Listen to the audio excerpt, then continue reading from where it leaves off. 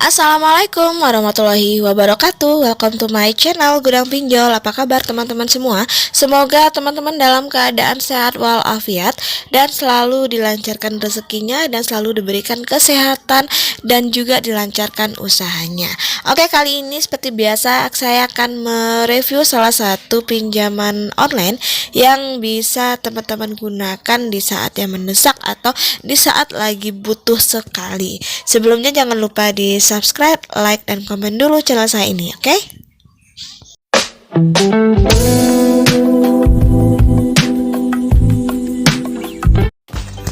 Hai guys, welcome back to my channel Gudang Pinjol. Terima kasih buat teman-teman yang sudah mensupport channel saya hingga berkembang sampai saat ini. Dan terima kasih juga buat teman-teman yang sudah subscribe, like, dan komen channel saya. Semoga channel saya bisa berkembang lebih baik dan bisa memberikan informasi-informasi pinjaman online yang dibutuhkan oleh teman-teman semua. Oke, kali ini saya akan membahas salah satu pinjaman online tentunya yang memang belum terdaftar dan juga belum berizin OJK alias pinjaman online ilegal. Untuk pinjaman online ilegal ini banyak sekali macamnya. Jika kita scroll di Play Store, banyak banget judul ataupun nama-nama dari pinjaman online ilegal. Jadi jika teman-teman bingung mana pinjaman ilegal atau pinjaman online legal, silakan cek di Instagramnya OJK atau di media sosial resminya OJK. Di sana mereka menampilkan ada beberapa daftar pinjaman online yang legal. Selain itu sudah dipastikan bahwa itu merupakan pinjaman online yang ilegal. Bedanya apa sih Kak? Bedanya di bunganya untuk ilegal sangat tinggi, kemudian tenornya juga sangat pendek. Jika kita pinjam di legal, mereka memberikan bunga sesuai dengan P2P lending yaitu 0,4% per hari, dan juga mereka memberikan tenor yang sangat panjang. Namun untuk pengajuannya sama-sama menggunakan eKTP dan juga nomor rekening atas nama sendiri, dan juga untuk pembuatan akunnya menggunakan nomor ponsel yang aktif agar bisa membuat akun baru untuk pinjaman online yang akan kita tujukan.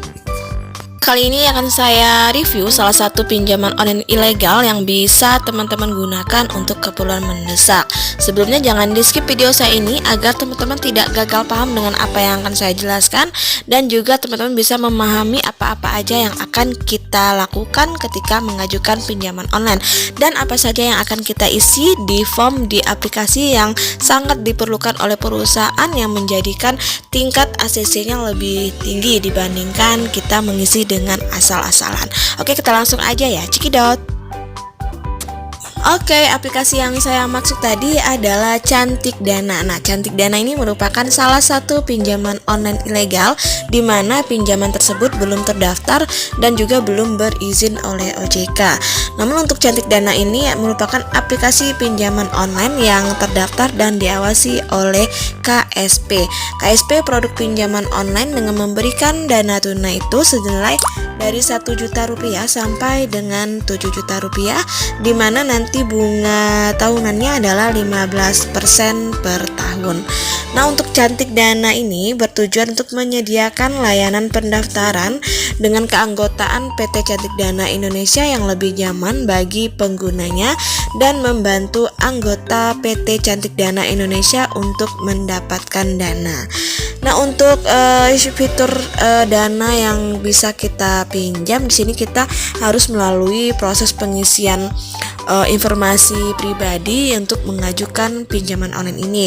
Jadi teman-teman cukup mengisi informasi berupa identitas diri, bahkan ada yang hanya mengisi nomor rekening saja. Nah, untuk persyaratannya adalah pastinya warga negara Indonesia dengan ditandai dengan adanya eKTP, kemudian berusia 18 sampai 55 tahun dan juga memiliki nomor handphone yang aktif dan memiliki nomor rekening atas nama sendiri. Itu adalah syarat-syarat untuk mengajukan pinjaman online di Cantik Dana ini. Banyak sekali ya untuk pinjaman online ilegal ini, bisa kita cari di Play Store. Pokoknya selain daftar pinjaman online OJK, selebihnya adalah ilegal. Ilegal ini sebenarnya sah-sah saja kita mengajukan pinjamannya, namun semuanya tentu pasti ada resiko, semua pasti ada bunga yang tinggi dan juga tenor yang sangat rendah. Jika teman-teman ingin mengajukan di pinjaman online ilegal ini, usahakan menggunakan handphone dengan nomor ponsel yang tidak kita kenal atau bukan saudara atau bukan rekan, itu untuk menghindari jika semua data-data kita disadap oleh pinjaman online ilegal.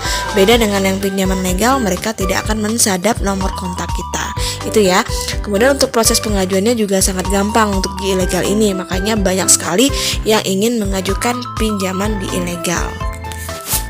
Untuk cara pengajuannya, yang pertama silakan teman-teman download terlebih dahulu aplikasi Cantik Dana di Play Store dengan mengetik Cantik Dana, kemudian nanti akan muncul aplikasinya di Play Store. Silakan diinstal sampai dengan proses installnya selesai untuk kita bisa membuat akun terlebih dahulu sebelum mengajukan pinjaman. Untuk buat akun ini kita memerlukan nomor handphone yang aktif, di mana nanti kode OTP-nya akan dikirim melalui SMS ataupun WA ke nomor yang sudah kita tujukan. Nah, setelah kita proses pembuatan akun, barulah kita bisa mengajukan pinjaman dengan mengisi beberapa data yang dibutuhkan. Kemudian setelah proses pembuatan akun, maka untuk di beranda awalnya, beranda depannya, kita akan ditampilkan pinjaman kita dengan limit 7 juta rupiah. Jika teman-teman setuju dengan jumlah pinjaman yang diberikan, maka silakan langsung klik ajukan pinjaman untuk mengisi data yang diperlukan oleh aplikasi.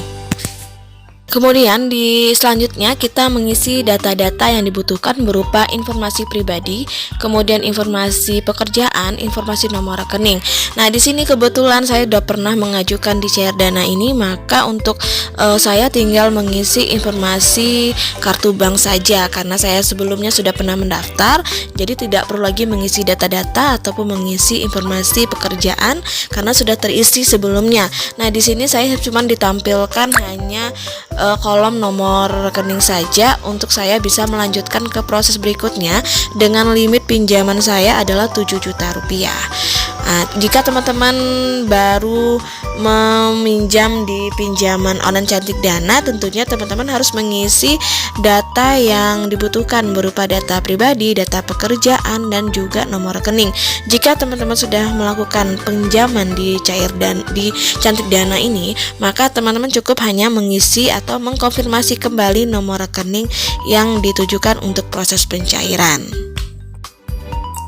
Kemudian setelah selesai kita melakukan proses verifikasi dan juga mengisi semua data yang dibutuhkan, maka nanti pihak perusahaan akan memverifikasi data-data kita, apakah kita layak untuk diberikan pinjaman dengan limit besar atau kita layak untuk diberikan pinjaman dengan limit yang kecil. Itu tergantung dari data-data yang kita isi dan juga pekerjaan dan penghasilan kita setiap bulannya. Oleh sebab itu, pastikan teman-teman memiliki penghasilan tetap dan juga memiliki gaji agar mereka mempercayai pinjamannya kepada kita.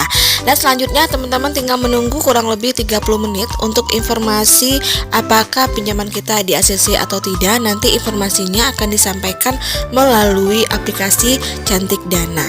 Oke, itulah review dari saya tentang pinjaman online Cantik Dana.